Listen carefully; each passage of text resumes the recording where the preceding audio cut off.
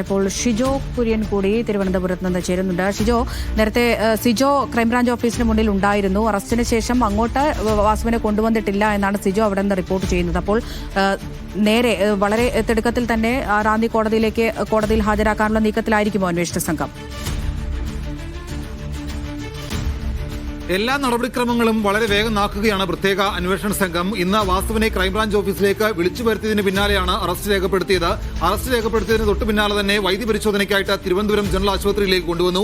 ഈ കേസുമായി ബന്ധപ്പെട്ടുകൊണ്ട് നേരത്തെ അറസ്റ്റിലായ അല്ലെങ്കിൽ കസ്റ്റഡിയിലെടുത്ത ആളുകളെ ചോദ്യം ചെയ്തതിനു ശേഷം അല്ലെങ്കിൽ അറസ്റ്റിലേക്ക് കടന്നു കഴിഞ്ഞാൽ ഉടനെ ജനറൽ ആശുപത്രിയിൽ കൊണ്ടുവരികയും അവിടെ വൈദ്യപരിശോധന പൂർത്തിയാക്കി മാധ്യമങ്ങളെ കണ്ണുവെട്ടിച്ച് വളരെ വേഗം ഈഞ്ചക്കലിലെ ക്രൈംബ്രാഞ്ച് ഓഫീസിലേക്ക് കൊണ്ടുവരികയുമാണ് നേരത്തെ ചെയ്തിരുന്നത്. എന്നാൽ ഇവിടെ അങ്ങനെയല്ല, മറിച്ച് എൻ വാസുവിനെ കസ്റ്റഡിയിലെടുക്കുന്നു, അറസ്റ്റ് രേഖപ്പെടുത്തുന്നു, പരിശോധനയ്ക്ക് വേണ്ടി മിന്നൽ വേഗത്തിൽ തിരുവനന്തപുരം ജനറൽ ആശുപത്രിയിലേക്ക് കൊണ്ടുവരുന്നു.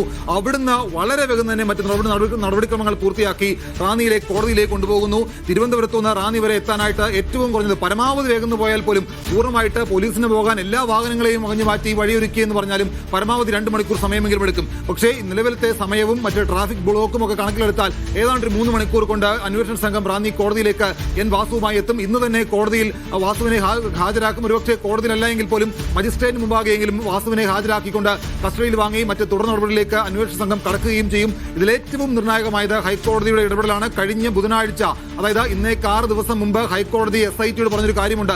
നിങ്ങളുടെ മുമ്പിൽ ഇനിയുള്ളത് 10 ദിവസം കൂടിയാണ്. ഈ 10 ദിവസത്തിനകം ഇതുമായി ബന്ധപ്പെട്ട് ഇതിന്റെ നേരത്തെ ഒരു പ്രാഥമികമായിട്ടുള്ള റിപ്പോർട്ട് കോടതിയിൽ സമർപ്പിച്ചിരുന്നു.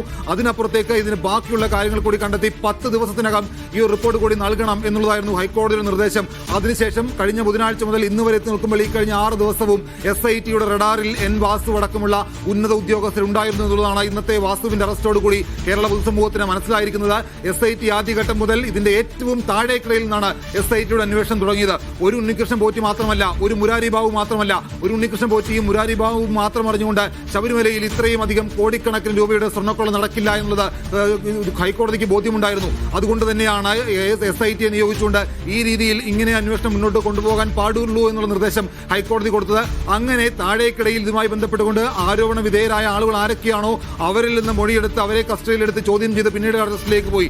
അങ്ങനെ എൻ വാസുവിനെയും അല്ലെങ്കിൽ എ പത്മകുമാറിന്റെയും പേരിലേക്കൊന്നും ആദ്യഘട്ടത്തിൽ SIT എത്താതിരുന്നപ്പോൾ സ്വാഭാവികമായിട്ടും വലിയ തരത്തിലുള്ള വിമർശനം ഉയർന്നിരുന്നു. ഇവരെ ആരൊക്കെയോ സംരക്ഷിക്കുകയാണ് എന്നുള്ള ആരോപണങ്ങൾ ഒരു ഭാഗത്ത് ഉയർന്നിരുന്നു. എന്നാൽ അങ്ങനെയൊന്നുമല്ല. ഇന്നിപ്പോൾ വളരെ കൃത്യമായിട്ട് നേരത്തെ അമൃത സൂചിപ്പിച്ചതുപോലെ കഴിഞ്ഞ LDF സർക്കാരിന്റെ കാലത്തും പ്രത്യേകിച്ച് LDF സർക്കാരിൽ അങ്ങേയറ്റം സ്വാധീനമുള്ള ഒരു വ്യക്തി തന്നെയാണ് എൻ വാസു. നമുക്കറിയാം 2006-2011 സമയങ്ങളിൽ എൻ വാസു മന്ത്രിസഭയിലെ ഒരു മന്ത്രിയുടെ പ്രൈവറ്റ് സെക്രട്ടറി ആയിരുന്നു. ആ സ്ഥാനം കഴിഞ്ഞ് തൊട്ടു പിന്നാലെ തിരുവിതാംകൂർ ദേവസ്വം ബോർഡ് കമ്മീഷണറായിട്ട് സ്ഥാനം ഏറ്റെടുക്കുന്നു. ആ സ്ഥാനം കഴിഞ്ഞ് ഏതാണ്ട് മാസങ്ങൾക്കിപ്പുറം വീണ്ടും ദേവസ്വം ബോർഡ് പ്രസിഡന്റ് ആകുന്നു.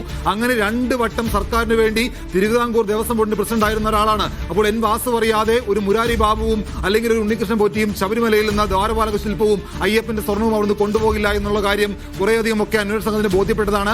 അതിന്റെ അടിസ്ഥാനത്തിലാണ് എൻ വാസുവിനെ ഇപ്പോൾ നേരത്തെ തന്നെ ചോദ്യം ചെയ്യുകയും മറ്റു കാര്യങ്ങളുമായി ബന്ധപ്പെട്ടുകൊണ്ട് കസ്റ്റഡിയിലെടുക്കാതെ കുറേയധികം കാര്യങ്ങൾ ചോദിച്ചു വെച്ചിരുന്നത്. എന്തായാലും എല്ലാ നടപടിക്രമങ്ങളും ഇപ്പോൾ മിന്നൽ വേഗത്തിൽ SIT പൂർത്തിയാക്കുകയാണ്. അതിന്റെ തുടർച്ചയെന്നോണമാണ് ഇന്ന് വാസുവിനെ കസ്റ്റഡിയിലെടുക്കാനായിട്ട് ചോദ്യം ചെയ്യാനായിട്ട് വിളിച്ചു വരുത്തുന്നു. ചോദ്യം ചെയ്യുന്നതിന് അറസ്റ്റ് രേഖപ്പെടുത്തുന്നു. അറസ്റ്റ് രേഖപ്പെടുന്നതിന് പിന്നാലെ വളരെ വേഗമുള്ള ഒരു നീക്കമാണ് SIT നടത്തിയത്. നമുക്കറിയാം സാധാരണഗതിയിൽ ഈഞ്ചക്കലിൽ നിന്ന് ഈ പറയുന്ന ജനറൽ ആശുപത്രിയിലേക്ക് വരുമ്പോൾ ചാക്കയിലെയും പേട്ടയിലെയും മറ്റ് സ്ഥലത്തേക്കൊക്കെ ജനറൽ ആശുപത്രി മുമ്പിലെ അടക്കം ബ്ലോക്കുകൾ പൂർത്തിയാക്കി വേണം, വാഹന ഗതാഗതത്തിലെ കുരുക്കടക്കം മറികടന്ന് വേണം ജനറൽ ആശുപത്രിയിലേക്ക് എത്താൻ. ഇന്ന് അവിടെ അങ്ങനെയൊന്നുമില്ല. വളരെ മിന്നൽ വേഗത്തിൽ ഈഞ്ചക്കലിൽ നിന്ന് ഈ പറയുന്ന ജനറൽ ആശുപത്രിയിലേക്ക് വരുന്നു. അവിടുന്ന് വളരെ വേഗം വൈദ്യപരിശോധന പൂർത്തിയാക്കി കോന്നിയിലേക്ക് പുറപ്പെടുന്നു. സാധാരണ നിലയിൽ വൈദ്യപരിശോധന പൂർത്തിയാക്കിയാൽ നേരെ കൊണ്ടുപോകേണ്ടത് ഈഞ്ചക്കലിലെ ക്രൈംബ്രാഞ്ച് ഓഫീസിലേക്കാണ്. അവിടേക്ക് ഇതുവരെ ഈ പറയുന്ന എൻ വാസുവുമായിട്ട് പോയിട്ടില്ല. നേരെ പോയത് റാന്നിയിലേക്കാണ്. റാന്നിയിലേക്ക് എത്താനുള്ള സമയം നമ്മൾ സാധാരണ പോയാൽ എടുക്കുന്ന സമയം ഏതാണ്ട് 3-3.5 മണിക്കൂറാണ്.